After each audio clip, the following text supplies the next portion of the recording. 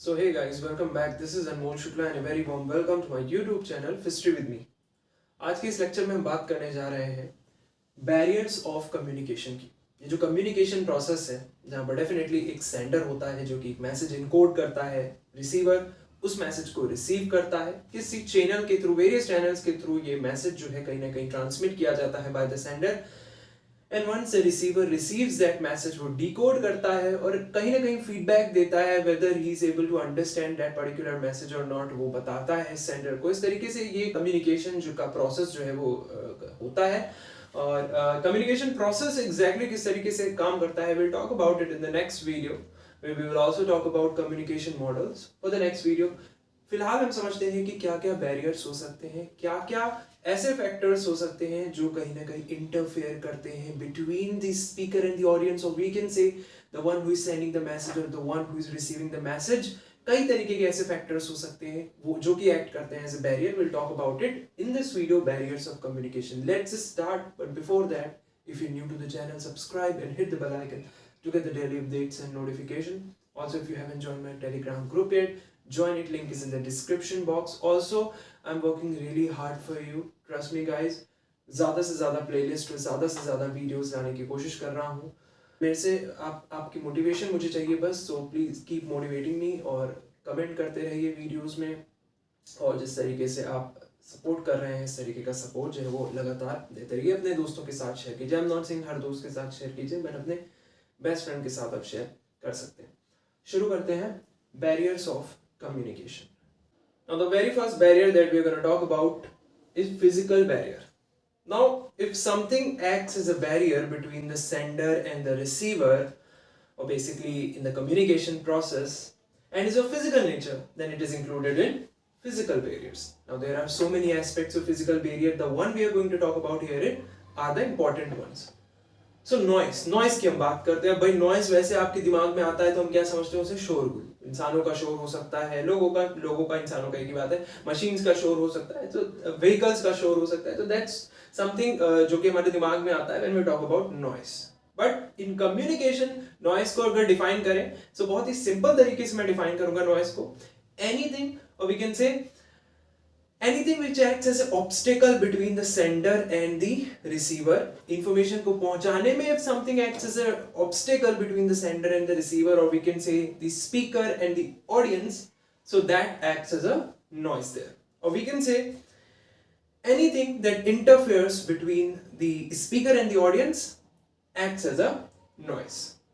So वही noise है। So noise किस में आती है? मोस्टली जितनी भी चीजें noises में आती हैं वो सारी चीजें physical barriers में आती हैं। So in industries or factories, oral communication is affected. अब बहुत सारी ऐसी इंडस्ट्रीज हैं, बहुत सारी ऐसी फैक्ट्रीज हैं, और वहाँ जहाँ पर होता क्या है कि भाई बड़ी बड़ी मशीन्स हैं, कई प्रोडक्ट्स बनाए जा रहे हैं, तो डेफिनेटली मशीन्स होंगी वहाँ पर। अब उन मशीन्स में बहुत ज़्यादा क्या है? नॉइस है, बहुत ज़्यादा शोर है, जिसकी वजह से ओरल कम्युनिकेशन अफेक्ट हो सकती है। Maybe two people are talking there and the machines noise is so much that they are not able to communicate well or effectively. So again it acts as a physical barrier there. It acts as a barrier there. So definitely in industries or factories, oral communication is affected by the noise of machines. मैं एक छोटे-छोटे examples दे रहा हूँ आपको। The word noise is also used to refer, और ना सिर्फ उन बातों पर सीमित है, ना सिर्फ शोर पर सीमित है ये noise, but it refers to all kinds of physical interference like handwriting, which is difficult to understand. Sometimes if you're writing it, if you're not giving you print out or something like this, but आप अपनी खुद की writing से कुछ भेज रहे हो किसी डिपार्टमेंट में और आपको साइन चाहिए मे बी, और खुद की राइटिंग आपने लिखी है, in that particular instance may be जो दूसरा बंदा है वो आपकी राइटिंग नहीं समझ पा रहा है, बिकॉज मे बी आपकी राइटिंग इस तरीके की है जो लोगों को ना समझ में आए। मे बी आपकी राइटिंग इतनी अच्छी नहीं है, पुअर हैंड राइटिंग है, उसकी वजह से प्रॉब्लम हो सकती है, वो भी नॉइस में आएगा। So you need to understand this कि noise is referred to all kinds of physical interference like handwriting, which is difficult to understand. Also bad photocopies. They're all examples of noise.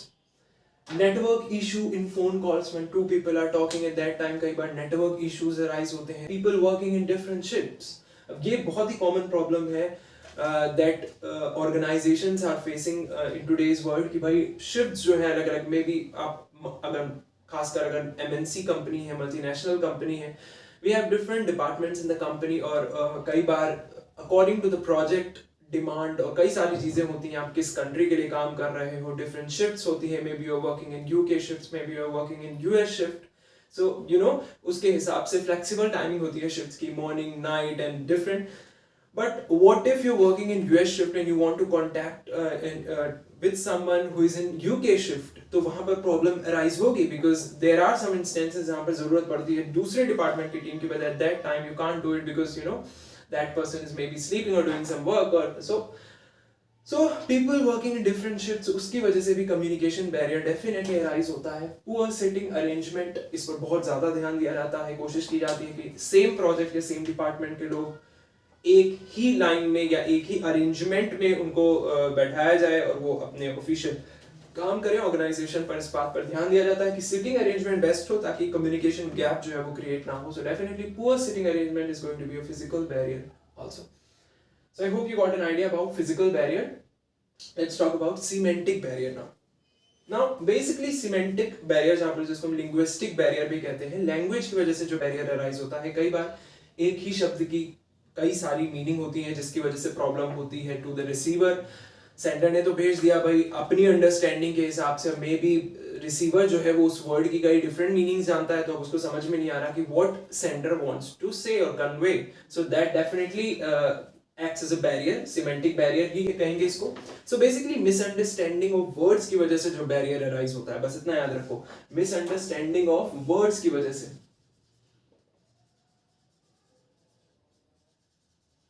Misunderstanding of words की वजह से जो barrier arise होता है, that is nothing but semantic barriers.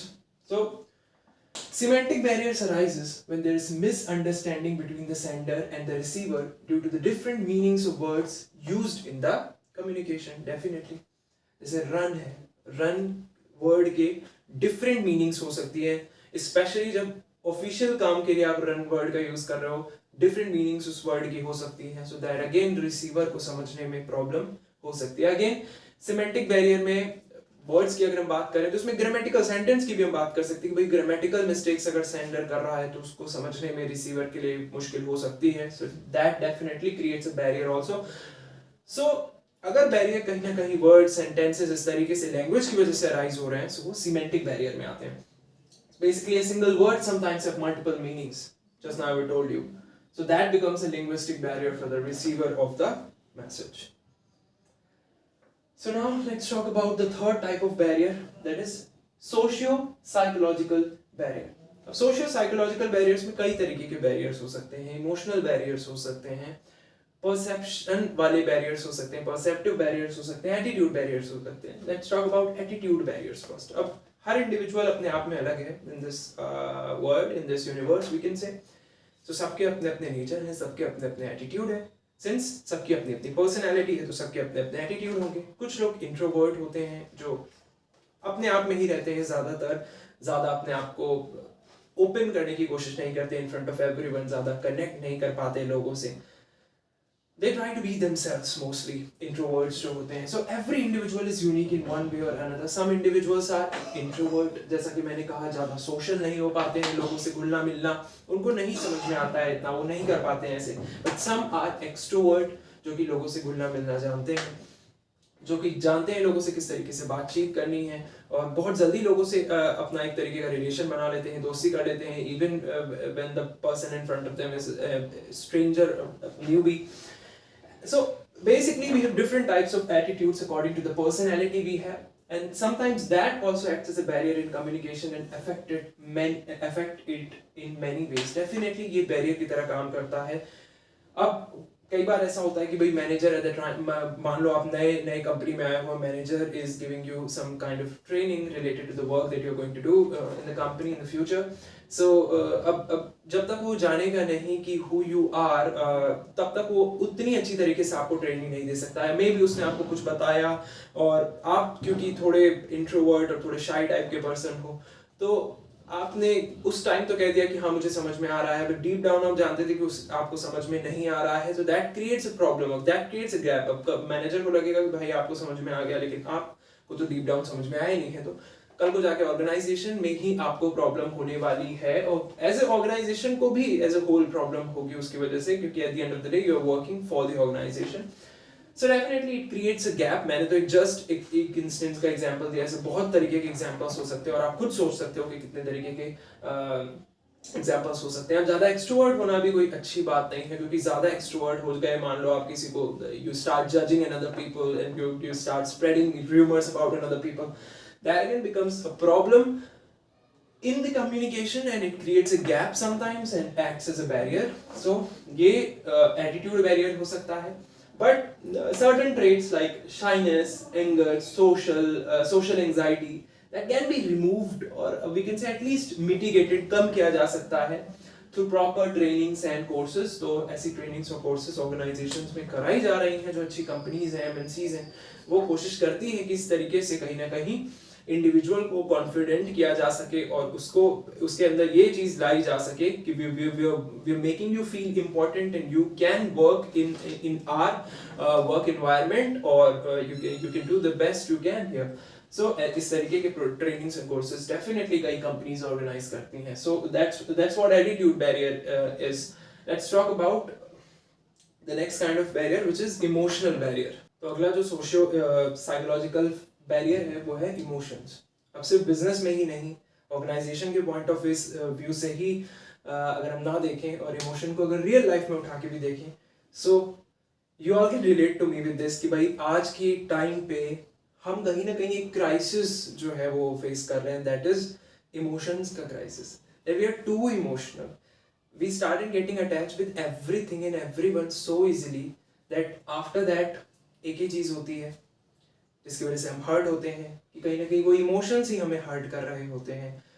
किसी भी चीज़ का too जो है, it's definitely going to affect us very badly, और हम आज के टाइम पे टू मच ऑफ इमोशंस लेके चलते हैं अपने साथ, किसी भी चीज़ में हो.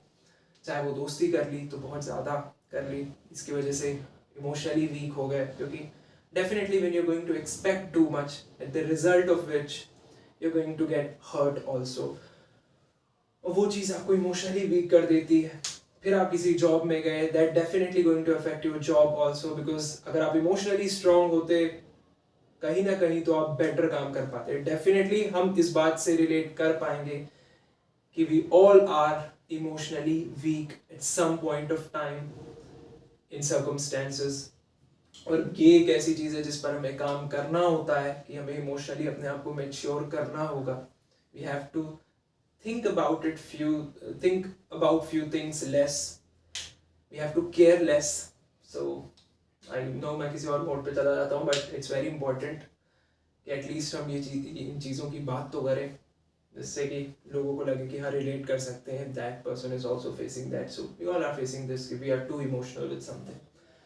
So emotions definitely play a very important role in the act of communication. When two people are communicating, उसमें से एक इमोशन इस समय बहुत ज़्यादा इमोशन से भरा हुआ है, मे बी कुछ घर पे हुआ है, उसकी फैमिली में हुआ है, मे बी उसके पेरेंट्स ने उससे कुछ ऐसा कह दिया, उसके भाई ने उससे ऐसा कुछ कह दिया, या मे बी दोस्ती में कहीं ना कहीं उसे हर्ट हुई है, किसी और चीज़ में उसे हर्ट हुई है. सो डेफिनेटली वो इस समय इमोशनली वीक है, और उससे तुम कुछ इंपॉर्टेंट फीडबैक मांग रहे हो, मान लो, क्या वो दे पाएगा? नहीं, डेफिनेटली, क्योंकि डिसीजन मेकिंग पावर भी एकदम वीक हो जाती है उस टाइम पे. इट्स जस्ट लाइक कि भाई जो सन है कहीं ना कहीं वो नहीं आ पा रहा because of the clouds.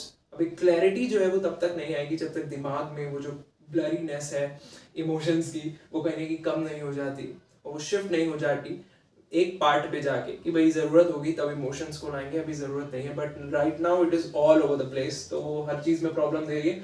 So that definitely affects us in so many ways. अब वही पर्सन जो इमोशनली इतना वीक है, जब वो ऑर्गेनाइजेशन में जाएगा, जॉब में जाएगा, that definitely affects the work also जो वो परफॉर्म करने जा रहा है, and therefore affects the whole organisation too, क्योंकि डेफिनेटली अगर वो इमोशनली मैच्योर और स्ट्रांग होता वो अच्छी तरीके से काम कर पाता. अब emotion not just in the sense कि भाई इमोशनली वीक है, वो too much of anything is going to create a problem. अगर आप बहुत ज़्यादा एक्साइटेड भी हो तो आप कहीं ना कहीं वो चीज़ ओवर कॉन्फिडेंस में कन्वर्ट हो जाती है, ओवर किसी भी चीज़ का जो है वो सही नहीं होता. सो डेफिनेटली इमोशंस, बहुत ज़्यादा इमोशंस, बहुत कम इमोशंस, एक लेवल होना चाहिए इमोशंस का जो बेटर होता है. इमोशंस इन द सेंस किसी भी चीज़ में आप बहुत ज़्यादा परेशान हो, किसी से अटैच्ड हो, कोई आपको छोड़ के चला गया, all kind of things basically affects your emotion level. So it can be that you're too much worried, you're too much excited. If you're too much excited, that also affects so many aspects of you, or we can say the work that you're going to do in the organization. अगर organization के point of view से बात करें, कई बार बहुत ज़्यादा excitement में आके भी आपकी decision making power weak हो जाती है, क्योंकि आप चीज़ों को as it is नहीं देखते. जब आप too much excited हो जाते हो तो आप किसी और एंगल से देखने लगते हो चीज़ों को, then you're not able to see things as they are. So it's very important that ये इतने over emotions जो आ जाते हैं कहीं ना कहीं, उनको हम कंट्रोल करें, वैसे ना हो. एंड देयरफॉर इमोशंस जो इस तरीके से बैरियर का काम करते हैं. मैंने कई एग्जांपल दिया आपको. So it plays a very important role in the act of communication. If the sender is worried, excited, nervous, he or she will not be able to organize their message properly. If the speaker is too much nervous, वो information को इतनी अच्छी तरीके से organise करके आपको नहीं बतला पाएगा, because he is nervous. Maybe he is emotional due to certain reasons, but if he is emotionally mature, अगर वो clear है उसे क्या बोलना है, वो ज़्यादा nervous नहीं है, वो ज़्यादा excited नहीं है, जितना होना चाहिए as it is, जो emotions होने चाहिए वो उसके अंदर है, is confident, वो अपनी बात को clearly कह पाएगा. So definitely emotions plays a very important role in communication. We can say a person who handles emotions maturely will be able to communicate effectively. और अगर बंदा इमोशनली मैच्योर है तो वो लाइफ में जीत गया, मैं तो ये कहता हूँ, क्योंकि वो अपने आप को वो फील गुड करेगा. सबसे पहले उसको फीलिंग अच्छी आएगी और वो स्ट्रॉन्ग फील करेगा, कॉन्फिडेंट फील करेगा, because he is emotionally mature, controlled रहेगा, उसके एक्शंस कंट्रोल्ड रहेंगे. तो मेरे लिए तो बहुत अच्छी बात है. So a person who handles emotions maturely will be able to communicate effectively and is more clear in thinking about various situations, and therefore organization में ऐसे लोगों की बहुत ज़रूरी है. इसीलिए वर्क लाइफ बैलेंस कहीं ना कहीं क्रिएट करती है ऑर्गेनाइजेशन की. भाई लोग जो हैं वो बैलेंस्ड रहे, ऐसा नहीं उनको बहुत ज़्यादा काम करवाएंगे वो इमोशनली वीक पड़ जाएंगे टाइम पे आके. उनको हम वर्क लाइफ बैलेंस दे रहे हैं कि फैमिली से भी मिलते रहें, सब कुछ करते रहें अपनी लाइफ में, एट द सेम टाइम काम भी करें ऑर्गेनाइजेशन का. वर्क लाइफ बैलेंस पर इसीलिए तो एम्फसाइज किया जाता है. सो चीज़ें आपस में जुड़ी हुई हैं. जब आप उनको गौर करते हो ना तो आपको नजर आता है कि भाई चीज़ें कनेक्टेड हैं सारी चीज़ें. सो डेफिनेटली इमोशंस के बारे में हमने समझा कि इमोशंस कैन मेक यू और इट कैन डिस्ट्रॉय यू, कह सकता हूँ मैं. So emotion can sometimes acts like a cloud also and it blurs your thinking also. So emotions का लेवल जो होना चाहिए वो स्टेबल होना चाहिए और एक एक्यूरेट लेवल होना चाहिए कि ना ज़्यादा ना कम. Wrong choice of medium. अगला बैरियर जो है बैरियर्स ऑफ कम्युनिकेशन का, वो है wrong choice of medium. What if आपने मीडियम ही गलत चुना है और उससे आप कहीं ना कहीं मैसेज को अपना पहुंचाना चाहते हो तो अब वो गलत हो जाएगा ना. मान लो आप जहां पर रिटन कम्युनिकेशन करनी थी वहां पर ओरल कम्युनिकेशन करके आ रहे हो तो कहाँ से अच्छा होगा काम. खैर ओरल कम्युनिकेशन, रिटन कम्युनिकेशन, अगर आपने वीडियो नहीं देखी तो वीडियो जरूर देखते हैं. So selecting a medium that's very important. इसीलिए wrong choice of medium is going to be the one of the biggest barrier in communication अगर आपने रॉन्ग चॉइस की है मीडियम की. So selecting a medium, let's say आपको ऐसी need है कि आपको कम्युनिकेट करना है to all over the country. तो उसके लिए definitely you're gonna choose internet, you're gonna choose television, you're not gonna choose newspapers and all, because बहुत सारे लोग हैं, बहुत सारी ऐसी population है, population का नंबर है जो न्यूज़पेपर्स नहीं पढ़ता, मैगजीन्स नहीं पढ़ता. So you have to choose a medium जहां पर ज्यादा से ज्यादा लोग हो. So definitely wrong choice of medium, selecting a medium of communication, it is very important. An unsuitable medium, the medium which is unsuitable is one of the biggest barrier to communication. Let's say organization का office है, example समझते हैं कि भाई organisation के office जो है वो डिफरेंट कंट्रीज में होते हैं, डिफरेंट मल्टीनेशनल कंपनीज होती हैं, उनके ऑफिसेज जो होते हैं वो अलग अलग कंट्रीज में होती हैं. मान लो एक कंट्री का जो मैनेजर है, लेट्स सपोज इंडिया का मैनेजर कुछ बात करना चाहता है, कुछ कम्युनिकेट करना चाहता है अमेरिका के ऑफिस में जो रिस्पेक्टिव डिपार्टमेंट कुछ होती है ऑर्गेनाइजेशन से रिलेटेड बात करनी होगी. सो वहां पर जो प्रेफर्ड मेथड है मीडियम का उस going to be written communication. Definitely वो मेल करे, वही प्रेफर्ड है. ओरल कम्युनिकेशन वहां पर काम नहीं करेगी.